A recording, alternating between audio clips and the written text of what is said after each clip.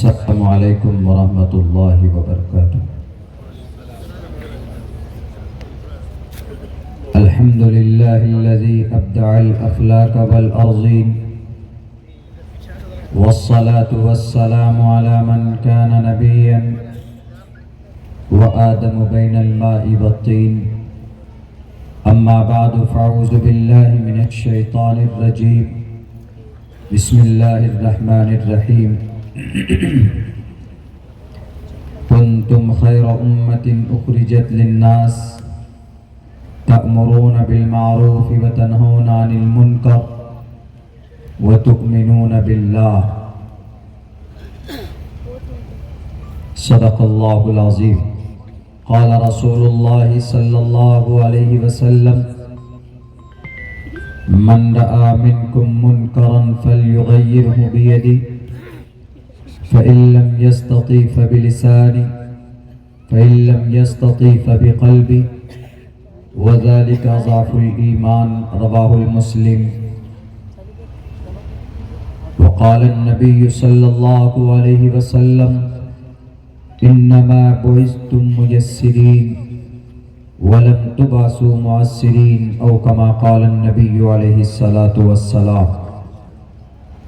All compliments, all physical prayer, all monetary worship are for Allah. Peace be upon you, O Prophet.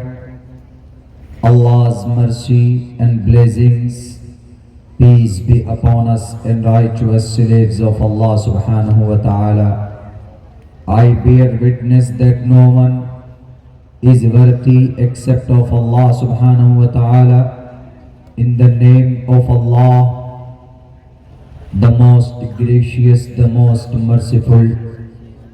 My Lord, my God, expand me my breast is my task for me.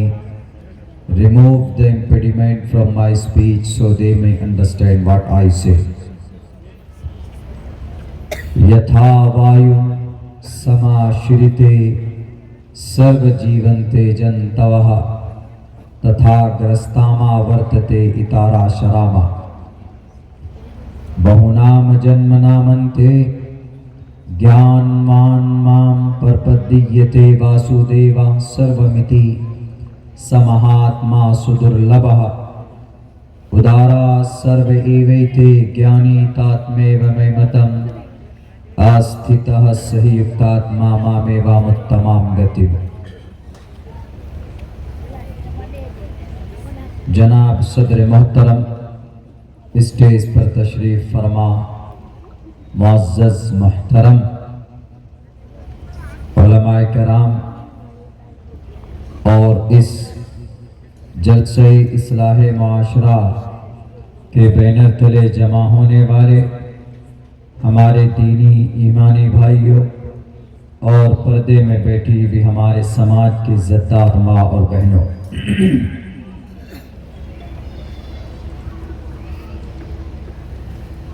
दिल की गहराई से शुक्रगुजार हूँ हाफिज साहब का, उनकी पूरी टीम का, कि नाचीज़ को पहली बार नांदेड़ की धरती पर बहैसियत मुक़र्रिर मदऊ किया है। हालांकि मैं कोई बहुत बड़ा मुक़र्रिर स्पीकर नहीं हूँ, मैं सिर्फ एक छोटा सा कम इल्म तालिब इल्म हूँ, तालीम हासिल कर रहा हूँ। वरना इन अकाबिर की रोशनी में जो स्टेज पर बैठे इस जलसे में शरीक हैं, इन अकाबिर उलमा की रोशनी में मुझ जैसे तालिब इल्म का कुछ बात करना, कुछ पेश करना, वो ऐसे है जैसे कोई सूरज के सामने चिराग जलाने की कोशिश कर रहा हो, मगर फिर भी अपनी ज़ुबान की इस्लाह की गर्ज से हम कुछ बातें आप लोगों के सामने पेश करना चाहते हैं। معاشرے کی اصلاح یقیناً بہت اچھا عنوان ہے اور یہ وقت کی ضرورت بھی ہے۔ معاشرے کی اصلاح ہم کیسے کر سکتے ہیں، طریقہ کیا ہو سکتا ہے، اس کے اوپر منتھن کی بڑی سخت ضرورت ہے۔ جہاں تک میرا ماننا ہے، اگر سماج میں، اگر محلے میں، گاؤں بستی میں معاشرے کی اصلاح اگر ہم چاہتے ہیں تو اس کے لیے سب سے آسان اور بہتر راستہ تعلیم کا، ایجوکیشن کا ہے۔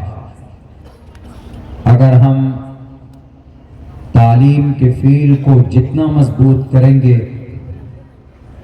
انشاءاللہ تبارک و تعالی اللہ کی ذات پر قوی امید ہے کہ اس نورانی راستے کے ذریعے سے ہماری معاشرے کی اصلاح ہم بڑی آسانی کے ساتھ کر سکتے ہیں، اس لیے کہ یہ طریقہ اللہ کا بھی ہے۔ 1458 سال پہلے معاشرے میں بہت زیادہ برائی پائی جاتی تھی، مگر ان برائی کے خاتمے کے لیے اللہ تبارک و تعالیٰ نے جو سب سے پہلا راستہ جناب محمد رسول اللہ صلی اللہ علیہ وسلم کو بتایا، وہ راستہ تعلیم کا تھا۔ آپ کو پتہ ہونا چاہیے، دنیا کی ساری برائی اس وقت پائی جاتی تھی، مگر ان برائیوں کے سدباب کے لیے، ان کے خاتمے کے لیے اللہ تبارک و تعالیٰ نے عبادت کا، عقیدے کا یا اور دوسری باتوں کا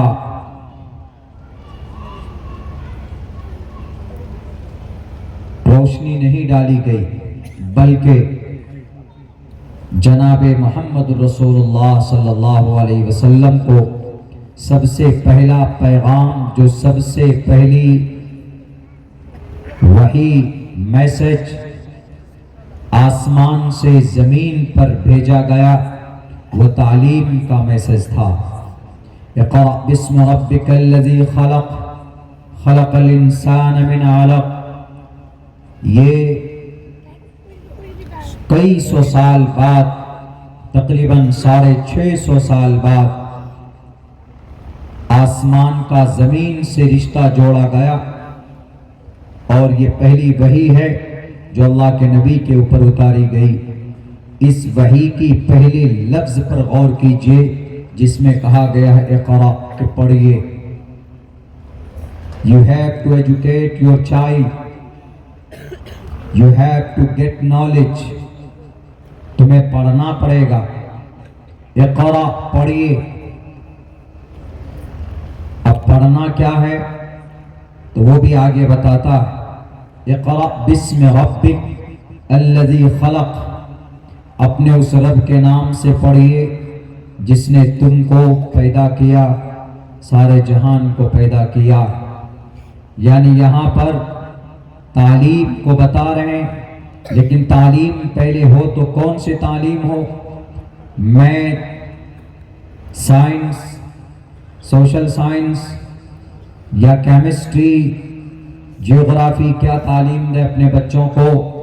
تو اس آیت، اس میسج میں یہ بھی واضح ہو جاتا ہے کہ اپنے بچوں کو عقیدے کی تعلیم، عقیدے کی تربیت سب سے پہلے دینی۔ اقرأ، پڑھیے۔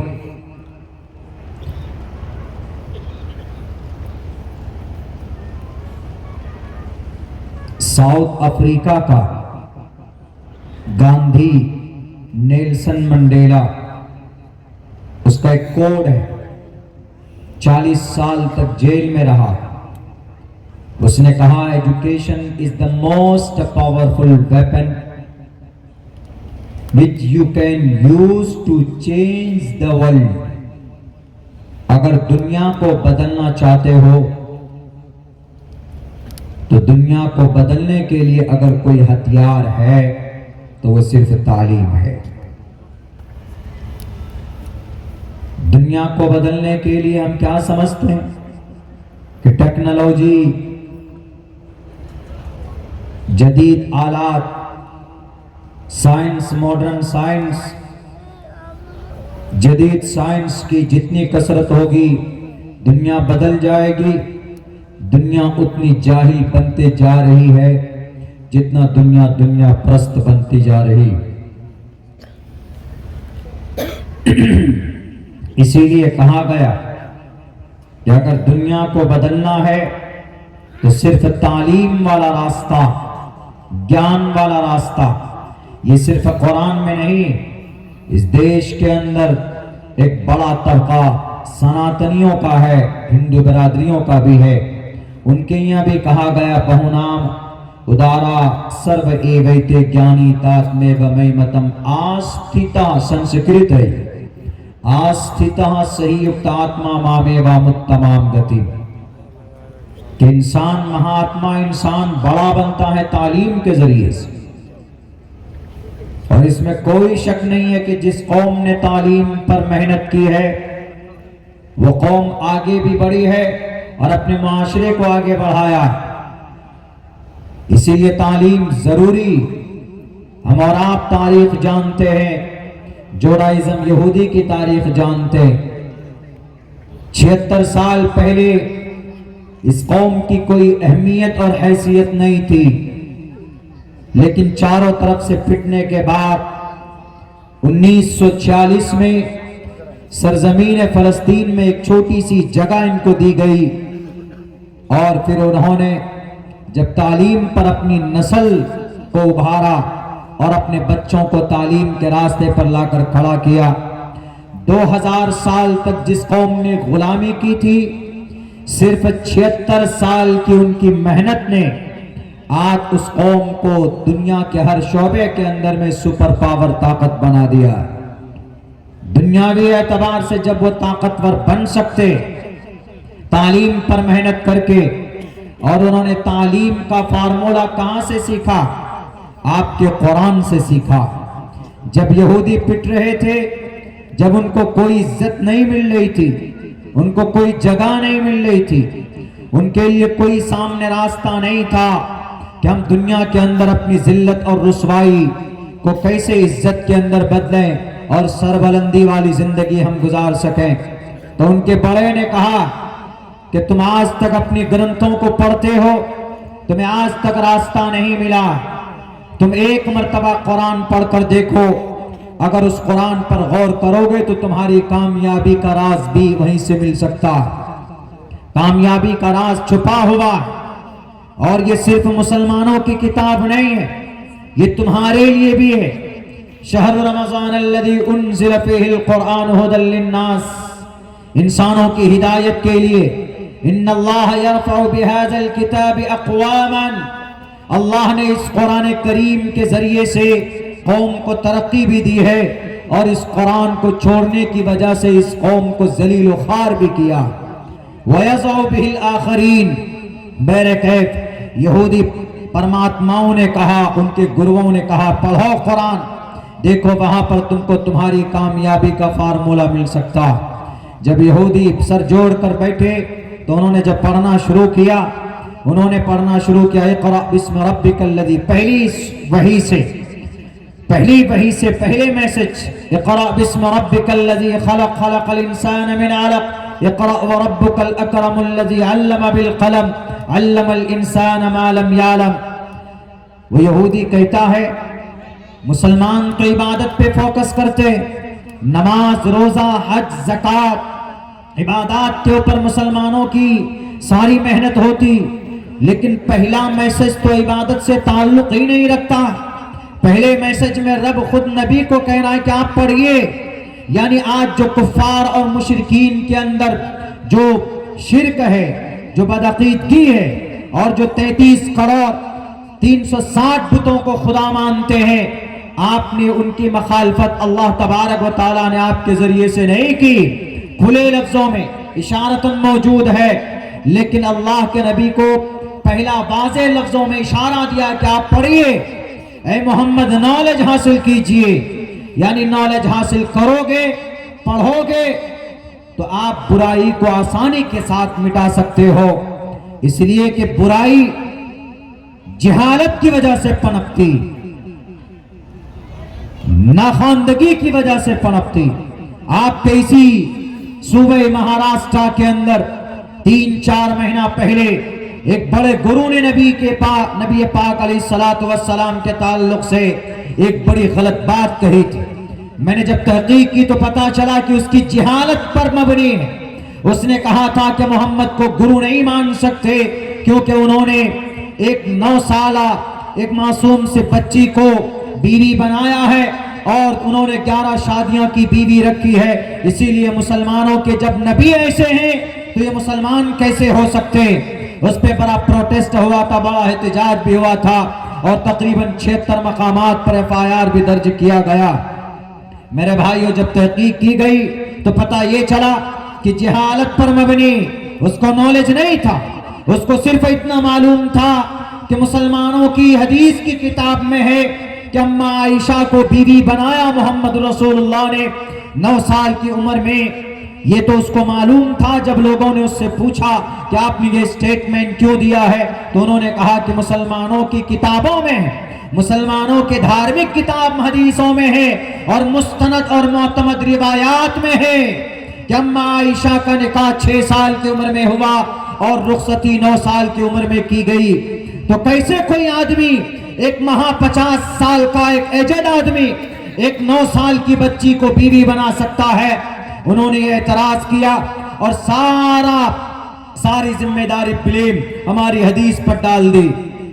بات مجھ تک پہنچی تو ہم نے بھی تحقیق کی۔ جب ہم نے تحقیق کی تو ہمیں پتا چلا کہ وہ تو بالکل جاہل ہے، انہیں اپنے شاستر کے بارے میں بھی گیان نہیں۔ وہ مسلمانوں کی حدیث کی بات کرتے ہیں، مسلمانوں کے حدیث میں ہے، اس میں کوئی شک نہیں، اللہ کے نبی کے تعلق سے یہی بات ہے۔ لیکن میرے بھائیوں، اس کی وضاحت علماء بہتر ڈھنگ سے کرتے ہیں۔ اماں عائشہ 9 سال کی عمر میں رخصتی ہوئی۔ مسلم پرسنل لاء میں یہ پراودھان ہے کہ اگر ماں باپ اپنے چھوٹی بچی یا بچے کا نکاح کریں خود سے تو وہ نکاح ویلڈ ہوتا ہے۔ مسلم پرسنل لاء میں، انڈین لاء میں، انڈین کانسٹیٹیوشن کے اندر ایسا نہیں۔ لڑکی کی عمر کم سے کم 18 سال اور لڑکے کی عمر کم سے کم 21 سال اب کمپلسری۔ لیکن اس وقت میں جب نکاح ہوا تھا مسلم پرسنل لاء کے حساب سے ہوا تھا تو حضرت ابوبکر صدیق نے خود سے نکاح پڑھایا اپنی بیٹی کا، اماں عائشہ صدیقہ رضی اللہ تعالی عنہا کا۔ اعتراض کا حق نہیں رہتا۔ اور پھر 9 سال کی عمر میں رخصتی ہوئی تو اماں عائشہ بالغہ تھی۔ 9 سال کی عمر میں 1458 سال پہلے کا جو آب و ہوا تھا، جو اس وقت کے موسم کے جو ویدر کنڈیشن تھی، اس کے حساب سے اماں عائشہ بالغہ تھی اس وقت میں 9 سال کی عمر میں، اس لیے کہ گرم ماحول ہے، گرم وہاں کا کلچر ہے، یعنی موسم گرم ہے اور گرم علاقے کے اندر میں بچے کی عمر کبھی کبھی 10 سال کی عمر میں دکھنے میں وہ بڑا لگنے لگتا۔ جیسے چائنا اور یہ بھوٹان کے علاقے میں جائیں گے تو وہاں کا 50 سال کا بوڑھا آدمی بھی آپ دیکھیں گے تو وہ 30 سال کا 25 سال کا ینگ لگے گا۔ ایسا نظام ہوتا ماحول کے حساب سے۔ لیکن ان کو یہ بات تو قرآن و حدیث کی تشریح ہے، وہ تو نہیں جانے گا، وہ سمجھ بھی نہیں سکتا۔ تو ہم نے کہا کہ قرآن پر اعتراض کر رہے ہو جناب، شاستر میں جب ہم نے تحقیق کی تو صاف لکھا ہے کہ 30 دش ورشا بھار گووندین نگنکام ایکومشتی ورشا وا سپرا ورشا واپنویات، کہ 30 برس کا مرد، مہا بھارت کا شلوک، یعنی وہی گرو جی کی کتاب ہے جس کو وہ پوجتے ہیں، جس کے سامنے سجدہ کرتے ہیں، جن کے سامنے مقدس پیشانی کو جھکاتے، ان کی کتاب میں 30 دش ورشا بھارگو وندین نگنکام۔ ہماری تحقیق ہے، ہم نے کہیں سے اٹھایا نہیں، ضرورت پڑے تو ان کی آنکھوں میں آنکھیں ڈال کر کہہ سکتا کہ مہا بھارت کے اندر کتنا اچھا پیغام ہے یہ۔ 30 برس کا مرد 10 ورشا 10 برس کی لڑکی سے نگنی کام، نگنی کر سکتا، نکاح کر سکتا، بیاہ کر سکتا۔ اور نیچے لائن میں دیکھیے ایکومشتی ورشا 21 बरस का मर्द, 21 बरस का लड़का, एकविंशति वर्षा, विंशति संस्कृत में 20 को बोलते, अरबी में इशरूना, अंग्रेजी में 20 बोलते, संस्कृत में विंशति बोला जाता। एकविंशति 20 एक 21, एको एक द्वे दो त्रीणि तीन चत्वारि चार पंचावती पांच षट छः सप्त सात अष्टो आठ नव नौ दश 10 एकादश 11 द्वेदश 12 त्रयोदश 13 चतुर्दश 14 पंचादश 15 षोडश 16 सप्तादश 17 अष्टोदश 18 नवदश 19 विंशति 20 संस्कृत का वर्ड। एकविंशति वर्षा 21 बरस का लड़का, एकविंशति वर्षा वा 17 वर्षा वा अपने 7 बरस की लड़की से विवाह कर सकता। कहां लिखा? गुरुजी की किताब में। तो गुरुजी ने ये बात क्यों कही? क्योंकि गुरुजी डजंट नो, उसे पता ही नहीं था कि उनके ग्रंथ में क्या लिखा है। आप हदीस पर एतराज करने चले, पता चला कि 3100 साल पहले से आपकी किताब में मौजूद है गुरुजी। तो बहरे कभी कभी बुराई जिहालत की वजह से पनपती है, नहीं मालूम होता, बहुत अदना सा छोटा सा कुछ थोड़ा हल्का बुरा समझते हैं, कर बैठते हैं। मिसाल के तौर पर आजकल हमारे माशरे के अंदर में सूद है, क्या समझते हैं? बहुत लोग कहते हैं नहीं सूद आम है, अब जायज है, खाओ, लो इंटरेस्ट। बहुत लोग कहते हैं कि नहीं जो चीज कसरत में आ जाए, मुंह में बलवा, आम एकदम बिल्कुल हो जाए, कॉमन हो जाए, हर घर में सूद, इंटरेस्ट है। बाइक लेने जाए तो EMI पे, किस्तों पे, वहां सूद, मोबाइल लेने जाए वहां सूद, कुछ भी खरीदिए, क्रेडिट कार्ड वहां सूद, हर जगह पर सूद, हर जगह पर। गाड़ी खरीदने जाए वहां सूद, बिल्डिंग खरीदने जाए, आप फ्लैट खरीदने जाए वहां सूद। तो इसलिए लोग बोलते हैं कि मौलाना ये तो जरूरत की चीज हो गई। दुनिया एक तरफ, रब्बे जुल जलाल का कुरान और नस एक तरफ, दुनिया एक तरफ हो जाए, अगर खुदा का कुरान वाज़े लफ्जों में कह देता है कि गलत है, पूरी दुनिया उसकी मुखालफत में, तब भी वो चीज जायज नहीं हो सकती। सूद नाजायज और हराम है, पाप है, जुर्म है, बहुत बड़ा गुनाह। खाते हैं सूद, मुखालफत है, कुरान करीम की मुखालफत। अहल्लल्लाहुल बैअ व हर्रमर रिबा, अल्लाह ने तिजारत को हलाल करार दिया, व हर्रमर रिबा, सूद को हराम करार दिया। आपके यहां शायद बंधन लोन का निजाम नहीं है, 3 सूबे में 4 सूबे में ज्यादा। मैं रात था उड़ीसा बॉर्डर पे, मैं वहां से चला हूं कल रात, 5 घंटे के सफर के बाद कलकत्ता एयरपोर्ट पहुंचा, वहां से फिर हैदराबाद, फिर 5 घंटे के बाद यहां तक। 1 घंटा सोने को मिला मुझे अभी तक, और आपके प्रोग्राम के बाद फिर यहाँ से हैदराबाद, फिर वहां से कलकत्ता, कलकत्ता से फिर त्रिपुरा, वहां से फिर सिलचर, यानी कल का प्रोग्राम बिल्कुल वहां पर भूटान बॉर्डर पे, चाइना बॉर्डर पे।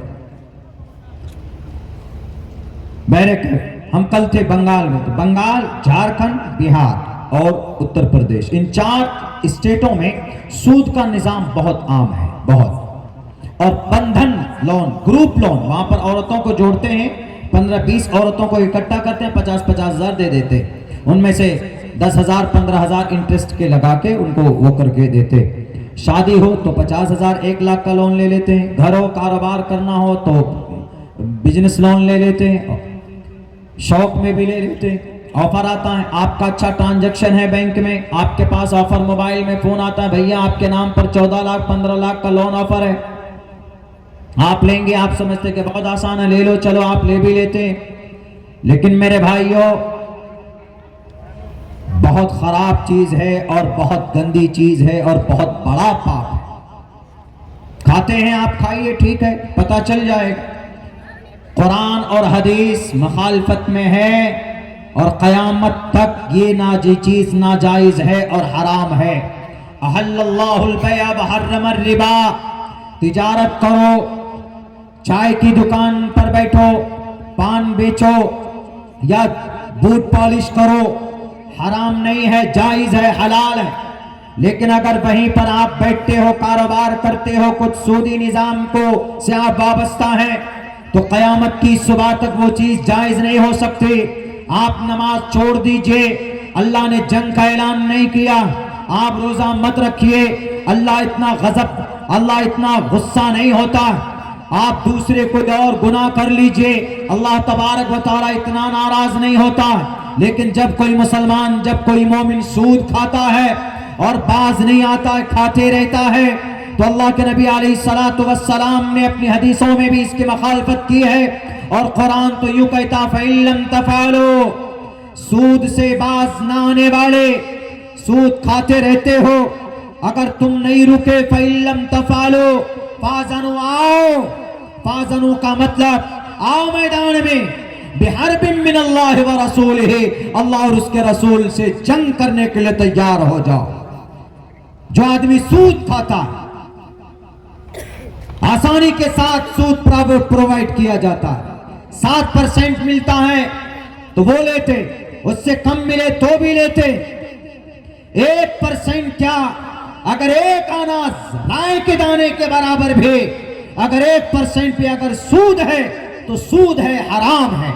اللہ کے نبی فرماتے سود کے 70 نحوست 73 نحوست ہے، ان میں سب سے کم نحوست اور سب سے ادنا درجے کا گناہ اور وبال یہ ہے کہ انسان سود کھا لے اور اپنی ماں سے زنا کر لے، تو وہ زیادہ آسان ہے بالمقابل سود کھانے کے۔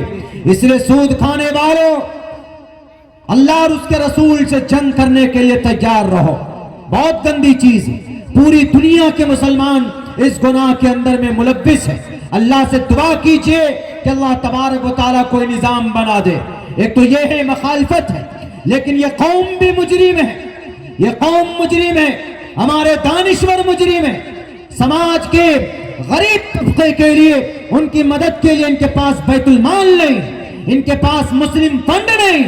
بھارت کے اندر 35 کروڑ تقریباً مسلمان ہیں، ان کے لیے غریبوں کی مدد کے لیے کوئی طریقہ نہیں، کوئی راستہ نہیں۔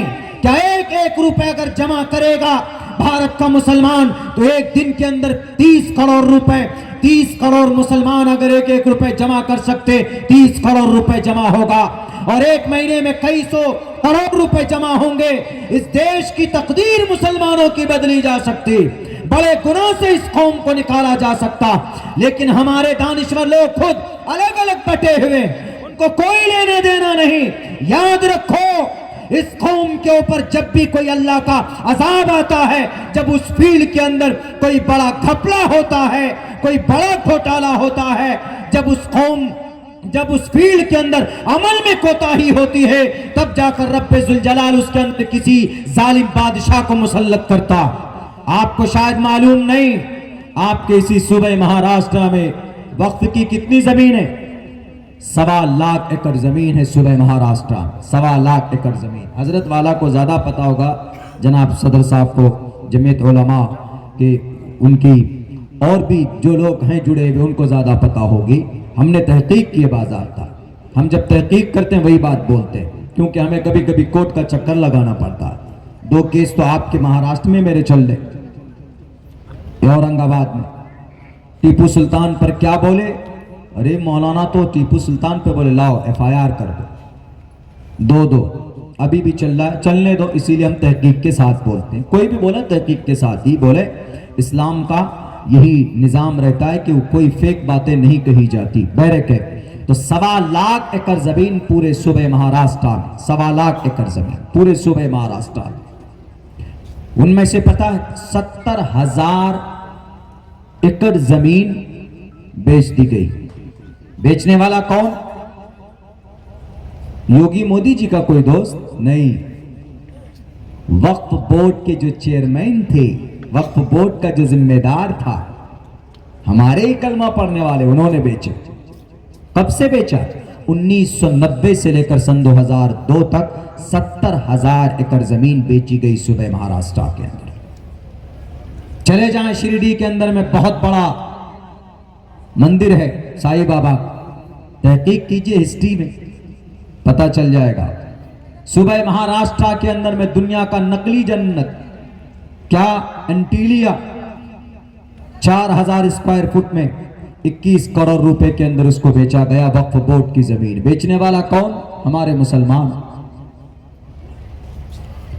آپ کی صرف 30,000 ایکڑ زمین پر آپ کے صوبہ مہاراشٹرا کے اندر 30,000 ایکڑ زمین پر کمپنی اور کچھ موبائل ٹاور، کچھ دوردرشن کے ٹاور لگے ہوئے ہیں، تو ان کی آمدنی پتہ کتنی؟ ایک سال میں 10 کروڑ روپے۔ میرے خیال سے پورے صوبہ مہاراشٹرا کے اندر میں جتنے بھی مدارس ہیں چلتے ہیں، جیسے مدرسہ عثمانیہ ہے، بنات ہے، اور بھی دیگر مدارس جتنے بھی ہیں، ان کا ٹوٹل بجٹ سالانہ مہاراشٹرا کے اندر 10 کروڑ نہیں ہوگا۔ اگر ایمانداری سے کام کیا جائے تو یہ 30,000 ایکڑ زمین سے جو انکم ہے، ان پیسوں سے صوبہ مہاراشٹر کے ٹوٹل مدرسوں کو تعاون کیا جا سکتا تھا کہ نہیں جا سکتا؟ کیا جا سکتا۔ پیسے کہاں جا رہے جی؟ کچھ پتہ نہیں۔ ایک بھی ہاسپٹل ہے؟ نہیں ہے۔ ایک بھی کالج ہے؟ نہیں ہے۔ ایک بھی ٹریننگ کالج، ایک بھی میڈیکل کالج، ایک بھی انسٹیٹیوشنز، ایک بھی نیٹ کی بچوں کی تیاری کے لیے کوئی کوچنگ سینٹر، اور ایک بھی یو پی ایس سی کی تیاری کے لیے کوئی انسٹیٹیوشن کے لیے، اس کے لیے انسٹیٹیوٹ یا کوئی کوچنگ سینٹر ہے نہیں۔ کہاں جاتا پیسہ؟ پیٹ میں جاتا۔ ممبئی کے اندر کئی بلڈنگ ہے، وقف بورڈ کی عمارت ہے، کرایہ 25,000 روپے، لیکن وقف بورڈ کے فارم میں 2,500 لکھا جاتا، باقی 22,500 پیٹ میں جاتا۔ کتنا بڑا گھوٹالا۔ اب جب انہوں نے دیکھا، کچھ لوگوں نے جو دیش کے کرتا دھرتا ہے، جو دیش کے لیڈر، انہوں نے کہا کہ ارے یہ تو مزے لے رہے قوم کے نام پر، اسی لیے چلو کیوں نہیں بہتی ہوئی گنگا میں ہم بھی ہاتھ دھو لیں۔ تب جا کر انہوں نے کوئی قانون لایا، سنشودھن لایا، تاکہ ہمارے ہاتھ میں باغ دوڑ آ جائے۔ اب ہم چلا رہے ہیں، اب ہمارے لوگ پریشان ہو رہے ہیں کہ ارے بھائی اب بچاؤ۔ ظہر الفساد فی البر والبحر بما کسبت ایدی الناس، ہمارے اعمال بد کی وجہ سے فساد برپا ہوتا۔ کتنی زمینیں ہیں جناب؟ تقریباً پورے بھارت کے اندر 4.5 لاکھ ایکڑ زمین ایسی ہے وقف بورڈ کی، وقف کی پراپرٹی جو رجسٹرڈ ہے۔ 9.5 لاکھ ایکڑ زمین ہے پورے بھارت کے اندر، کہاں کہاں ہے پتہ بھی نہیں۔ اگر اس کا صحیح استعمال ہوتا، سر جوڑ کر بیٹھ کر، اگر ہمارے دانشور جو پہلے تھے چیئرمین بنے بیٹھے تھے، اگر وہ قوم کی بھلائی کے لیے وقف بورڈ کو دوسرے نام دے سکتے ہیں بیت المال، کیا ان وقف بورڈ کی آمدنی سے بھارت کے اندر مدارس نہیں چلائے جا سکتے تھے؟ اماموں کی تنخواہ دینے کے لیے ہم چندہ کرتے۔ معاشرے کی اصلاح کا جلسہ ہے، میں پورے بھارت کے معاشرے کی اصلاح کی بات کر رہا۔ ہمارے ائمہ کو تنخواہ دینے کے لیے چندہ کیا جاتا، مدرسہ چلانے کے لیے علماء کے آج بھی پسینے بہتے ہیں، ہاتھ میں رسید ہوتی ہے۔ رمضان کے مبارک مہینے میں عبادت کی بجائے یہ رسید لے کر ادیوگپتی کے در و دیوار پہ گھومتے ہیں، ان کے دروازے کا چکر لگاتے، تب جا کر مدرسہ چلتا۔ کیوں جناب؟ احسان مانیے ہمارے ان علماء کا، ہمارے ان ائمہ کا، ہمارے ان حفاظ کا، کہ آج بھی اپنا پسینہ بہا بہا کر، اپنا خون کو پسینے کی شکل میں نکال کر، یہ قربانی دے کر یہ مدارس آباد ہیں۔ اگر یہ مدارس نہ ہو تو اس قوم کو گمراہ ہونے سے کوئی مائے کا لال نہیں روک سکتا۔ اس لیے کہ بھارت کے اندر جو 33 کروڑ خدا کو مانتے، وہ حضرت نوح کی بھٹکی ہوئی قوم ہے۔ کوئی ان کے بیچ میں تربیت کرنے والا نہیں آیا، کوئی ان کو بچانے کے لیے نہیں آیا، تو پچھلے کئی سو سال سے وہ قوم بھٹکتی رہی۔ بالآخر آج نتیجہ یہ ہے کہ ان کا ایک خدا ہونے کے باوجود بھی، ایک خدا کو مانتے ہیں وہ، ایکو دیوا سرو بھوتیشو گوڑا پڑھنے کے باوجود، ایکم برہم دتیو ناستے کے عقیدے کے باوجود، سیش ایک ایک وردے کیوا اس منتر کے باوجود بھی وہ 33 کروڑ دیوی دیوتا کے سامنے جا کر اپنے ماتھے کو ٹیکتے۔ اس کی بڑی وجہ یہ ہے کہ ان کے یہاں پڑھانے کے لیے، ان کی نبی کی تعلیم کے لیے، ان کی آسمانی کتاب کی تعلیم کے لیے کوئی پاٹھشالے آج نہیں ہے۔ اگر آپ اپنے مدرسوں کو بند کر دیں، ہمارے علماء بھی چلے جائیں تجارت کرنے، ہمارے علماء چلے جائیں کاشتکاری میں، علماء چلے جائیں دنیا کے اور فیلڈ میں، چھوڑ دیں گے اگر یہ امامت، چھوڑ دیں گے اگر یہ مدارس میں بچوں کو حافظ بنانا، عالم دین بنانا۔ عبداللہ سالم قسم کھا کر یہ بات کہنے کے لیے تیار ہے، آنے 25 سال کے بعد جو نسل تیار ہوگی وہ مرتد ہوگی، وہ ملحد ہوگی، کسی کی زبان پر اللہ کی وحدانیت کا کلمہ نہیں ہوگا۔ اگر ان مدارس کو باقی رکھنا تھا تو سب سے بڑا فیلڈ مسلم وقف بورڈ کا تھا۔ ان کے پاس کروڑوں کی آمدنی تھی، یہ کر سکتے تھے لیکن نہیں کیا۔ یہی بیمان بن گئے، لوٹیرے بن گئے، ڈاکو بن گئے، جس کی بنیاد پر اللہ نے ظالم بادشاہوں کو مسلط کر دیا کہ لو تم کھاتے ہو۔ اب تم کو بتاتا ہوں، میں اگر جھوٹ بولتا ہوں تو تاریخ پڑھ کر دیکھ لیجئے گا، آپ کو خود ہی پتا چل جائے۔ میرے بھائیوں، بہت اونچے لیول پر اصلاح کی ضرورت ہے، چھوٹے موٹے اس پہ نہیں، اونچے لیول پر۔ ہمارے دانشور، ہمارا جانکار، ہمارا پڑھا لکھا طبقہ، ان میں بھی بہت ساری برائیاں پیدا ہو گئی۔ انہی کی غلطی کی وجہ سے آج ہم لوگ پریشانی جھیل لیں۔ اماں عائشہ صدیقہ رضی اللہ تعالیٰ عنہا کے اوپر اعتراض، حالانکہ اماں عائشہ کون تھی ہمارے بچے نہیں جانتے۔ پشپا 2 کتنا پیسہ کمایا ہمارا بچہ بتا دے گا۔ سلمان خان کی کون سی فلم ریلیز ہونے والی سن 2025 میں؟ بلاک باسٹر، ول بی بلاک باسٹر، بتا دیں گے بچے۔ اماں عائشہ کون؟ ہو از اماں عائشہ؟ پرسوں ایک جلسہ تھا سیمانچل میں، اس کا ایک عنوان تھا سیرت امہات المؤمنین۔ تو ہم نے کہا ٹھیک ہے، بہت اچھا ہے، نیا ہے۔ ہم نے پوچھا وہاں پہ جو جلسہ کرا تھا، ہم نے کہا امہات المؤمنین کس کو بولتے ہیں؟ پتہ مولانا مجھے تو پتہ نہیں ہے۔ ہم نے کہا امہات المؤمنین کا پتہ ہی نہیں، آرگنائزر کو معلوم نہیں امہات المؤمنین۔ تو اس حد تک ہماری نئی نسل میں دین کے نالج، بیسک نالج نہیں ہے۔ اماں عائشہ کے بارے میں شکایتیں ہوتی، امہات المؤمنین اللہ کے نبی علیہ السلام کی جو بیویاں ہیں، ان سب کو امت کی مائیں، النبی اولا بالمؤمنین من انفسہم وازواجہ امہاتہم، وہ سب کی سب اللہ کے نبی کی جتنی بھی اہلیہ ہیں جناب محمد رسول اللہ صلی اللہ علیہ وسلم کی، وہ امت کی مائیں ہیں تعظیم اکرام میں۔ انہی میں سے اماں عائشہ ہے۔ اماں عائشہ کے بارے میں سوال ہوتا ہے کہ ہاں ٹھیک ہے 9 سال کی عمر میں رخصتی ہوئی، لیکن نہیں معلوم، ہمارے پڑھے لکھے طبقے کو معلوم نہیں۔ جانکار جو ہیں، کچھ نالج رکھتے ہیں، جو بدھی جیوی، جو دانشور ہے، انہیں بھی پتہ نہیں کہ 9 سال کی عمر میں بالغہ تھی۔ اس وقت میں صرف ایک پہلو یاد، یہ معلوم نہیں ہے کہ اماں عائشہ وہی ہیں اور جن کی پوترتا کو بیان کرنے کے لیے قرآن کریم میں 16-17 آیتیں نازل کی گئی۔ اماں عائشہ وہی ہیں۔ حضرت ابو ہریرہ کے بعد سب سے زیادہ اگر مقدس، سب سے زیادہ اگر مرویات کسی کی ہے تو اماں عائشہ کی ہے۔ 2210 حدیثیں روایت کی گئی، ان میں سے 300-350 حدیث تو بخاری اور مسلم میں۔ اماں عائشہ وہ ہے جن کی برکت سے اس قوم کو تیمم جیسا مسئلہ ملا کہ پانی نہیں ہے تو تیمم کر لیجئے، نماز پڑھ لیجئے۔ غسل فرض ہے، ناپاکی ہے، پاکی حاصل کرنا ہے، پانی نہیں ہے تو آپ تیمم کر لیجئے، نماز پڑھ لیجئے، آپ کی نماز ہو جائے گی۔ کن کی برکت سے؟ اماں عائشہ صدیقہ کی برکت سے۔ حافظ قرآن تھی۔ یہ نالج ہمارے لوگوں میں نہیں، ہمارے بچوں میں نہیں۔ پڑھیے، سائنس پڑھیے، ٹیکنالوجی پڑھیے، اسلام منع نہیں کرتا، بلکہ میں تو ثابت کرتا ہوں سائنس کو قرآن سے۔ میتھ قرآن میں، سائنس قرآن میں، کیمسٹری قرآن میں، ڈائبٹیز قرآن میں، ذیابطیس کو ڈائبٹیز کہتے ہیں، کیمسٹری کو، علم کیمیا کو کیمسٹری بولتے ہیں۔ بلکہ یہ اتہاس ہماری دنیا کو ہم نے دی یہ ساری چیزیں۔ اور کچھ لوگ متشدد ہو جاتے کہ نہیں اسلام میں صرف مدرسہ ہے اور مدرسے میں قرآن پڑھایا جاتا ہے، اس لیے مدرسہ بند کرو۔ اتر پردیش میں جیسا کہ ہوا تھا، ایسا ہے کیا؟ بالکل نہیں۔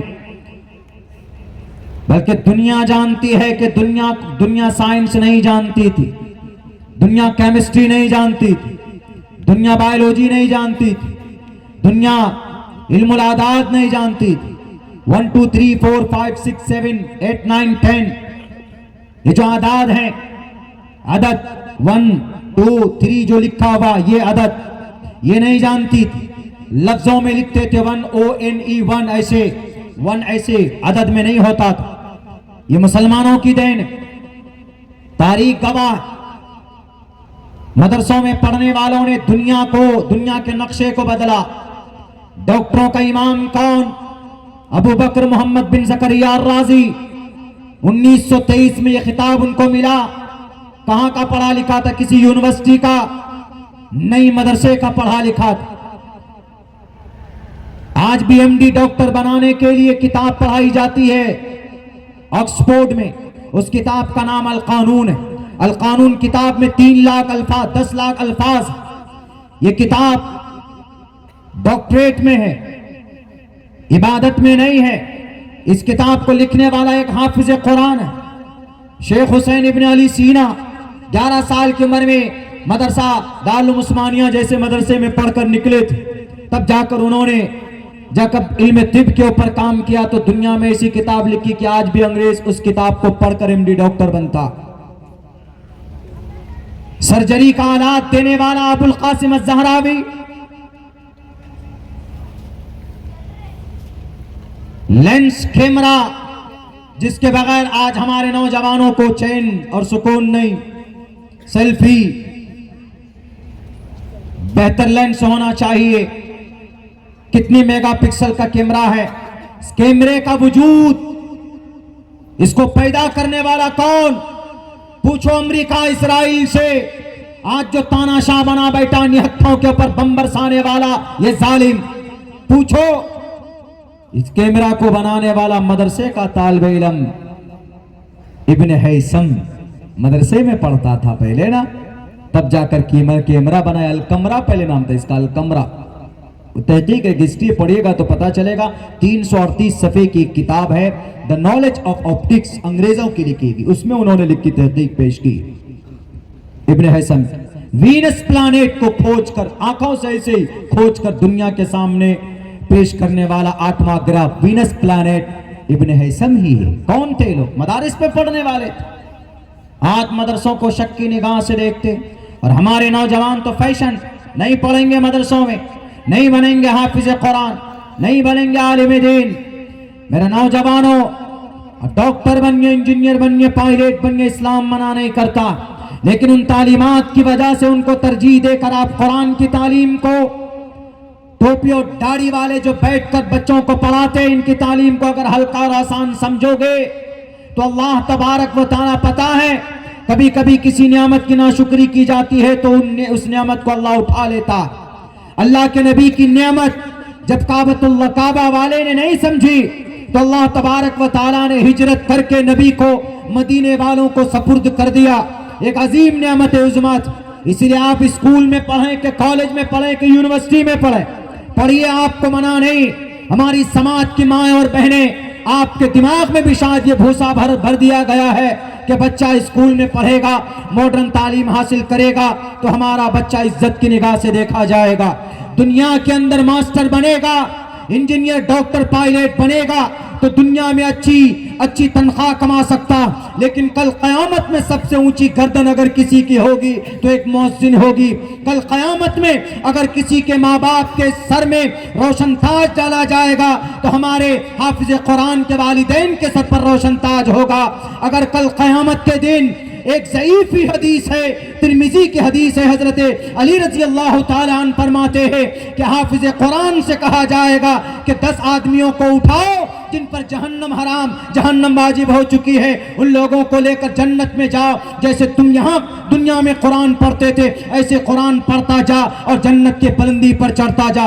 من قرأ حرفا من کتاب اللہ، اے صاحب القرآن، قرآن کے دوستوں سے کہا جائے گا کل قیامت میں اگر سب سے بڑا مقام و مرتبہ کسی کا ہوگا تو حافظ قرآن کا ہوگا، عالم دین کا ہوگا، ماسٹر کا، ڈی ایم کا، پروفیسر کا، انجینئر کا نہیں ہوگا۔ دنیا میں ہی آپ ترقی کر سکتے ہو، لیکن اگر وہ عالم دین یا حافظ قرآن مکمل قرآن کی پاسداری کرتے ہوئے اگر اس دنیا سے گیا ہے تو انشاءاللہ ہمیشہ کی زندگی میں اگر سب سے زیادہ کامیاب کوئی نظر آئے گا تو یہی 10,000 15,000 کمانے والے حافظ قرآن علماء دین نظر آئیں گے۔ میرے بھائیوں،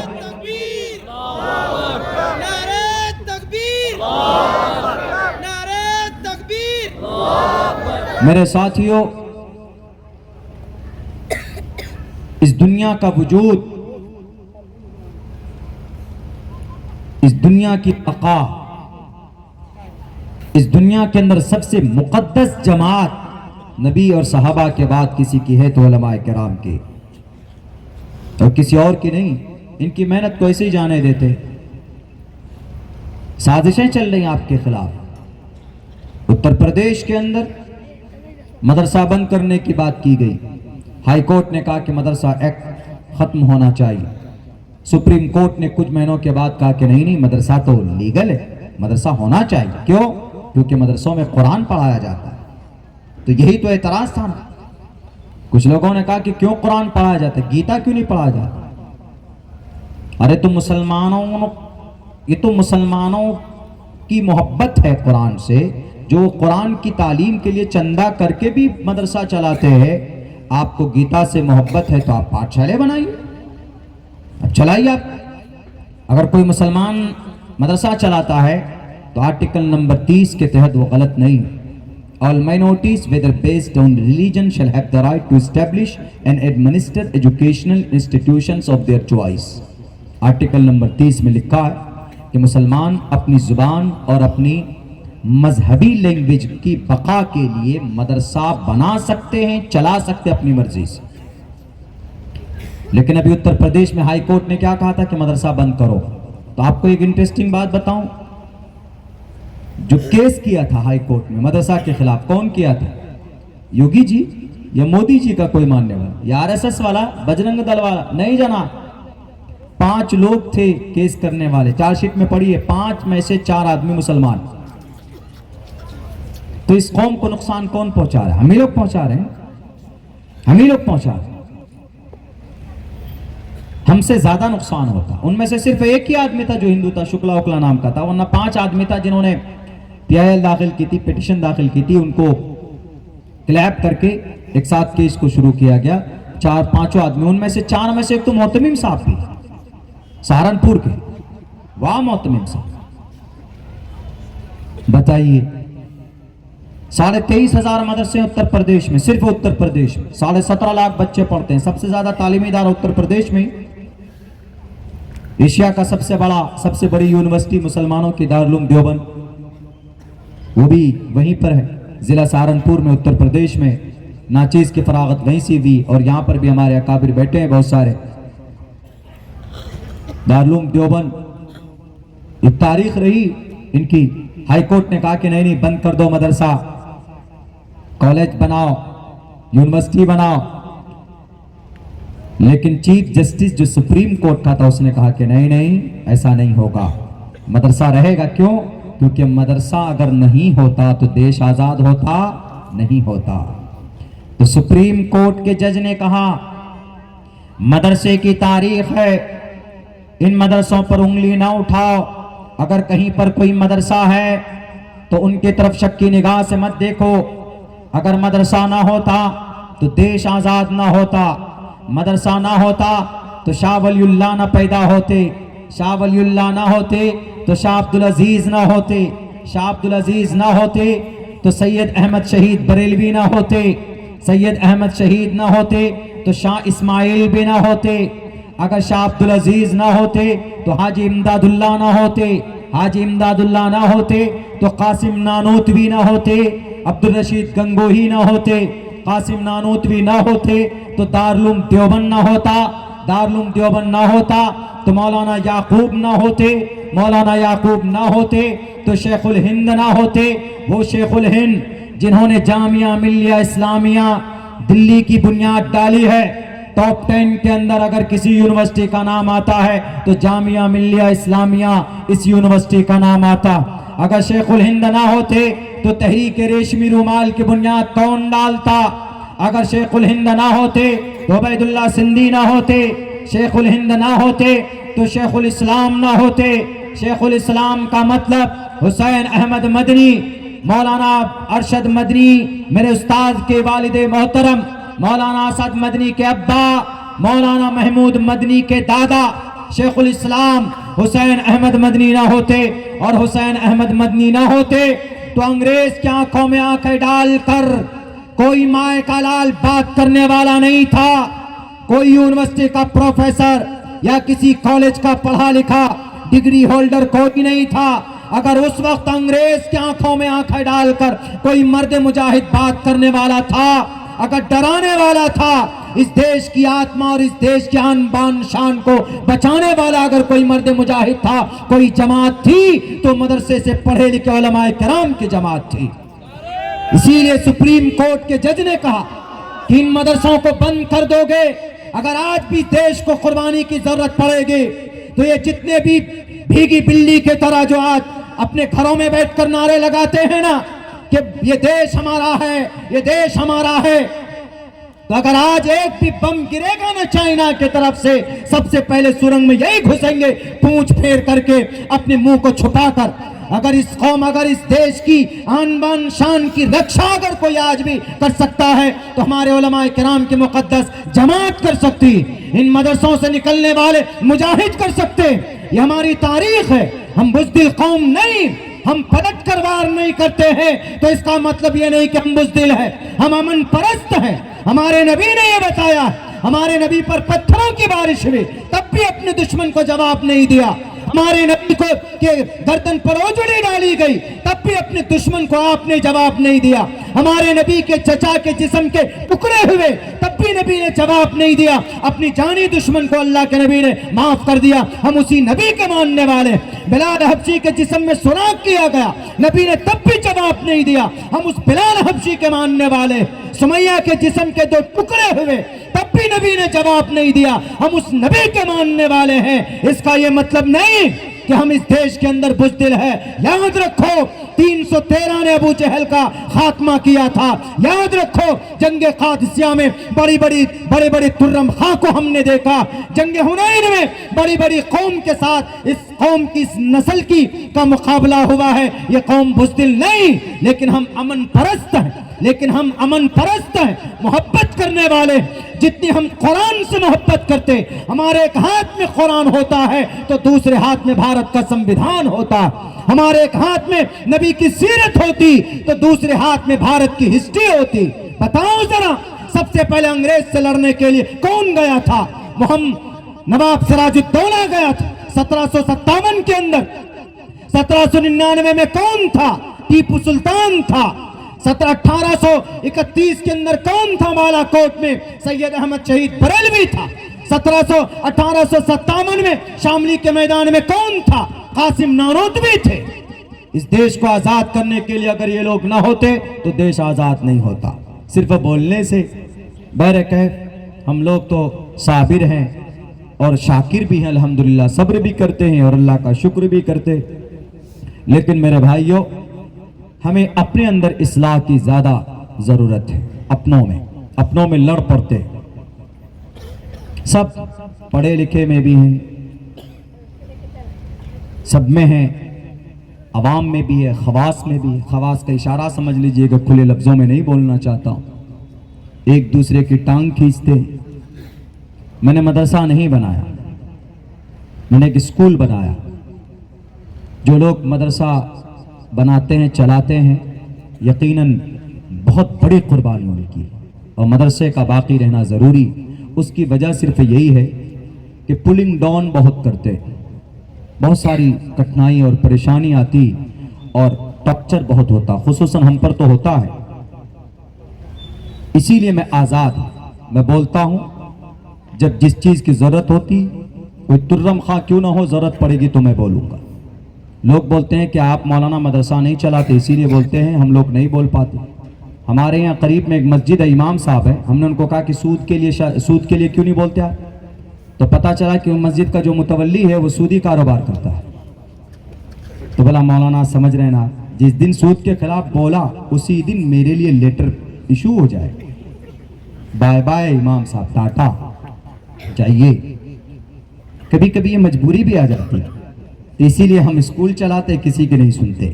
ہاں اسکول میں دینی تعلیم کو ہم نے مقدم رکھا ہوا ہے اس کے اندر، لیکن ایسا کوئی مسئلہ نہیں ہے. لیکن پھر بھی ہمارے علماء اس پرفتن دور میں ادارہ چلا رہے، مدرسہ چلا رہے، مسجد میں پھر بھی الحمدللہ بہت حد تک اصلاح کی بات کرتے. لیکن کھل کر بات کیجیے، ڈریے مت کسی سے، اللہ کی ذات سے ڈریے، کھل کر بات کیجیے. اور جو قوم میں سماج میں جس چیز کی جو غلط ہے اس کی نشاندہی کیجیے. اگر برائی کو برا نہیں کہتے ہیں آپ تو آپ میں ایمان نہیں. من رأى منکم منکرا فلیغیرہ بیدہ فإن لم یستطع فبلسانہ فإن لم یستطع فبقلبہ وذلک ضعف الایمان، رواہ المسلم. اللہ کے نبی فرماتے ہیں برائی کو برا جانو تبھی کچھ نہ کچھ ہے، آپ میں ایمان کا ذرہ برابر کچھ رست باقی ہے. آپ نے نہیں کہا سماج کے اندر میں ہمارے نوجوان شراب پیتے، سماج کے اندر ہمارے نوجوانوں کا کوئی گول نہیں، سوشل میڈیا میں لگے ہوئے. الحمدللہ شہروں میں ہیں آپ لوگ، بھارت کا سب سے مالدار اسٹیٹ میں بسے ہوئے ہیں آپ لوگ، اور اچھا خوشحال علاقہ ہے. میرا تو تقریباً بھارت کے کسی نہ کسی ایسے ضلع میں جانا ہوتا ہے کہ جہاں دیکھ کر ہم بس حسرت ہی کرتے کہ اللہ نے کیسے کیسے کہاں کہاں پر لوگوں کو بسایا اور یہ اپنی زندگی گزار رہے ہیں. لیکن اس ملت کے اندر بہت بڑی بڑی کامی ہے جو قابل اصلاح ہے. وقت چونکہ بہت ہو چکا، میری بات تھوڑی لمبی ہوتی ہے چونکہ میں لمبا سفر کرنا ہے، بس 2-4-5 منٹ اور رکوں گا آپ کے بیچ میں. میں ایک پیغام صرف نوجوانوں کے نام دینا چاہتا ہوں. میرے نوجوانوں، آپ اپنی زندگی کے اندر میں تبدیلی لاؤ. آپ ملت کی تقدیر، اگر آپ جاگ گئے اور ہماری سماج کی مائیں بہنیں، اگر آپ نے بیڑا اٹھا لیا اپنے جوان بیٹوں اور چھوٹے بچوں کی صحیح تربیت کی، تو یہی بچہ آپ کے لیے وقت کا غازی بھی بنے گا. ضرورت کے حساب سے جس فیلڈ میں آپ کھڑا کریں گے اس فیلڈ میں کامیاب ہو کر نکلے گا. نوجوان اگر اپنی ذمہ داری سمجھ لیں تو انشاءاللہ انقلاب پیدا ہوگا.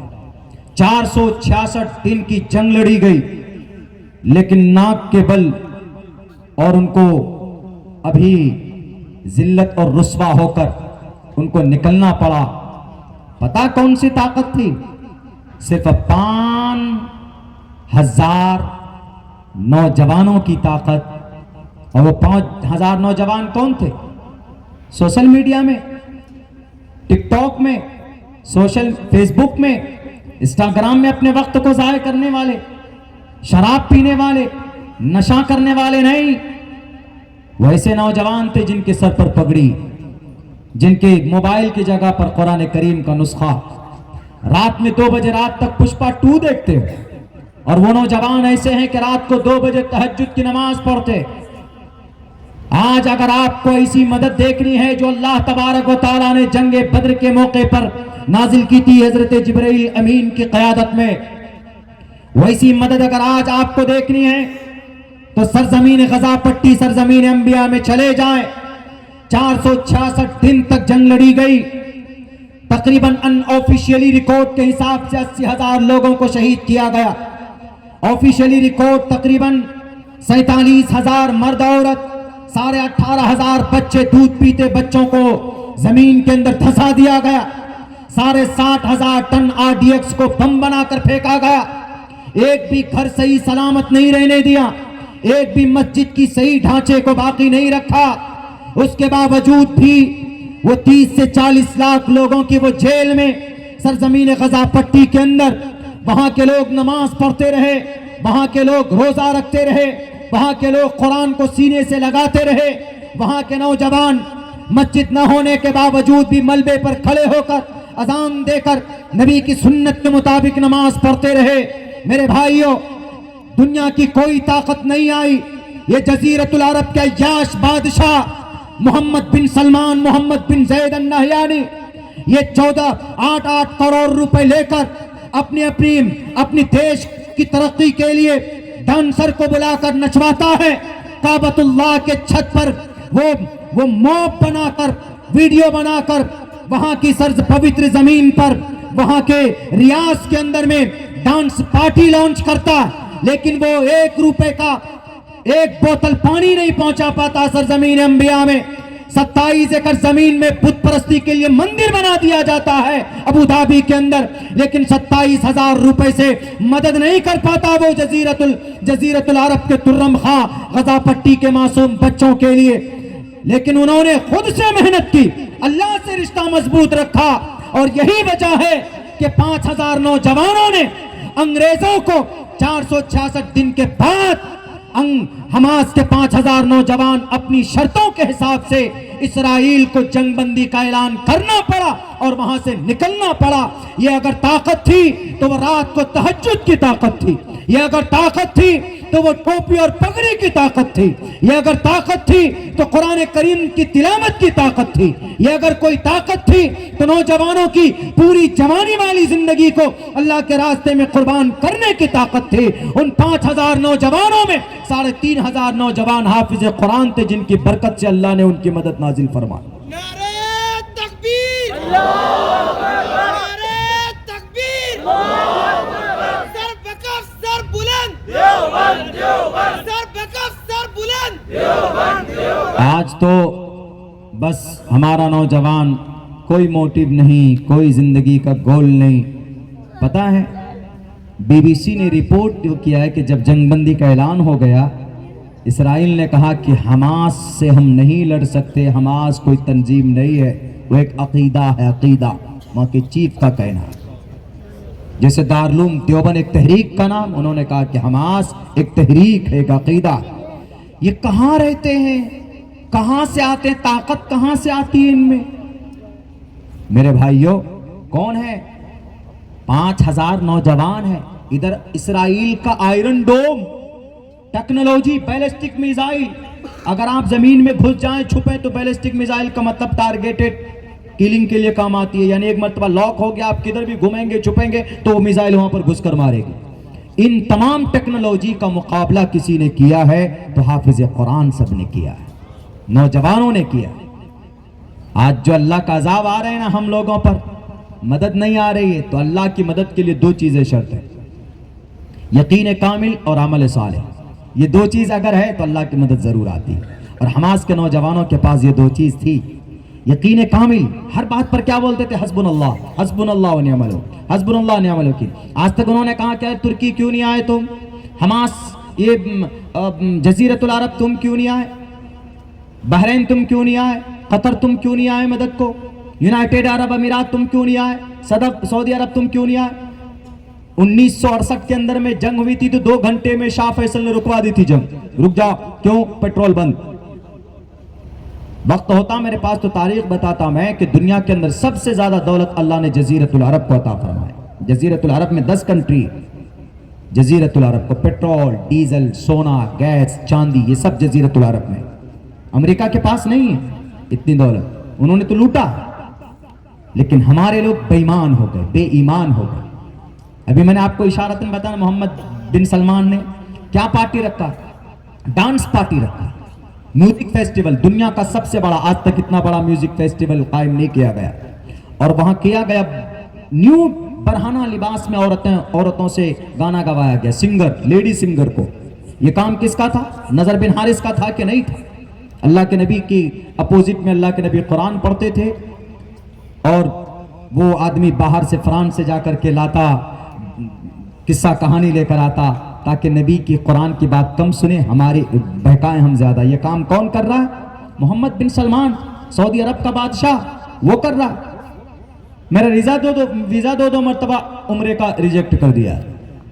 کیوں؟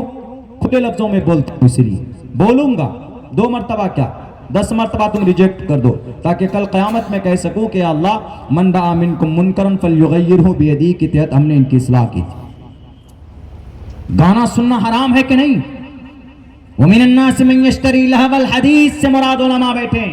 حضرت عبداللہ ابن عباس، حضرت عبداللہ ابن مسعود لہو الحدیث سے مراد سری گانا لیتے، گانا، میوزک حرام ہے، حرام ہے۔ باقی اور چیزیں جو بھی ہے موبائل ہے، سوشل میڈیا ہے، یہ بھی ساری چیزیں اور علماء نے اور مفسرین نے اس کی وضاحت پیش کی.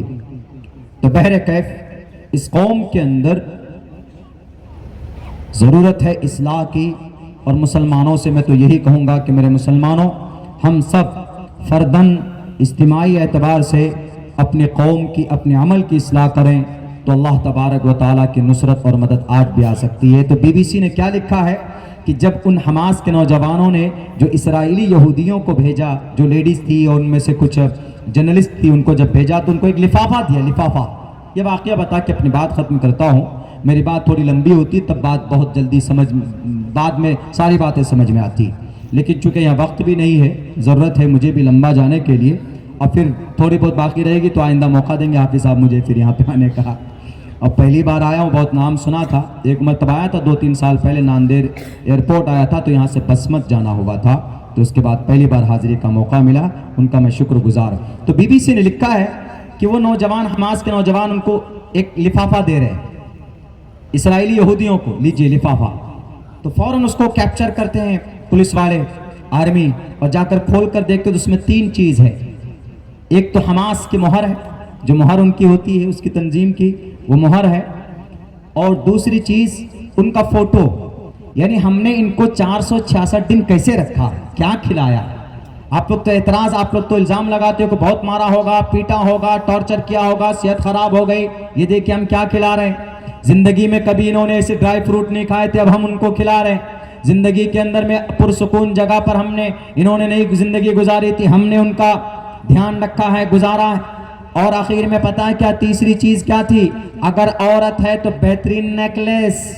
یہ دیکھیے، یعنی حماس کو دنیا والے بدنام کر رہے ہیں کہ یہودی، یہ آتنکوادیوں کی تنظیم، ٹیررسٹ ہے. لیکن اب دیکھیے ان کا اخلاق، کیا کہہ سکتے ہیں، نبی کے عاشق نہیں ہے وہ.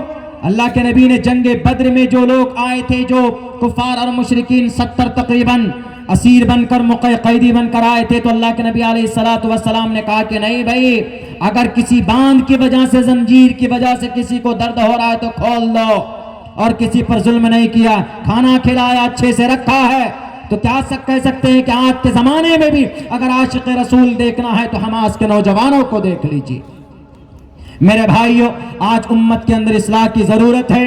آج ہمارا ہر طبقہ بڑھتا ہوا جا رہا ہے، خصوصاً نوجوان اور خصوصی طبقہ اور ہمارے دانشور طبقہ، ہر طرف آج انتشار ہے. مل جائیں، مل کر کام کریں. اللہ کی نصرت اتحاد پر ہے، اللہ کی مدد اتحاد پر ہے اور نیک عمل پر ہے. ماں اور بہنوں سے گزارش کروں گا کہ آپ بھی اپنے گھر کے اندر بچی کی صحیح تربیت کریں، اور خصوصاً عقیدے کے تعلق سے، ورنہ بہت سارے ظالم لوگ آپ کے علاقے میں گھومتے. یہ اورنگ آباد کے اندر میں ایک شکیل بن حنیف پیدا ہوا ہے، وہاں پر یہ بہار کا رہنے والا، اور اپنے آپ کو کہتا ہے کہ میں مہدی ہوں.